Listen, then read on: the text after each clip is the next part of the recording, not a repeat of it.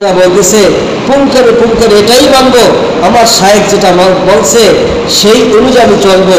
এই লোকটা এই যে চলার কারণে, মানার কারণে সে অনেক আগাই গেছে, জান্নাতের রাস্তায় চলে গেছে, জান্নাতের পাড়ে চলে গেছে, একটু করে জান্নাতে ঢুকবে।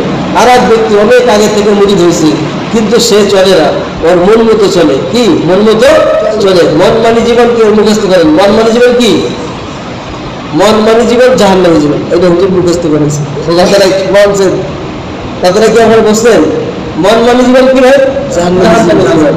আর রবসাই জীবন জান্নাতি জীবন। আমার মনে যেটা কয় সেটা করলে কি হবে? জাহান্নামী। আমার মনে চাই সিনেমা দেখতে, আমি আপনারা কেউ নাই, এমন সামনে আমি পুরো পড়তেছি, আমি কোনো দিকে যদি মোবাইল চালায় খারাপ ছবি দেখি, তো দেখার আছে, দেখার মন মানি জীবনের আমি মনে চাই সেটাই করলাম, তো তবে শয়তানের গোলাম হইল। কিসের গোলাম? সব দেখে কে? আল্লাহ। এই জন্য আল্লাহকে দেখে যে আল্লাহর বান্দা চলে, রব চাই জীবন, রব যেটা বলে সেটাই করবো, আর মন যেটা চায় সেটা করবো না। এটার নাম হচ্ছে আল্লাহ পাক। এই বুঝ দান করলে ওই মানুষটা ইনশাআল্লাহ ইসলাম লাইনে জান্নাতের দিকে চলতেছে।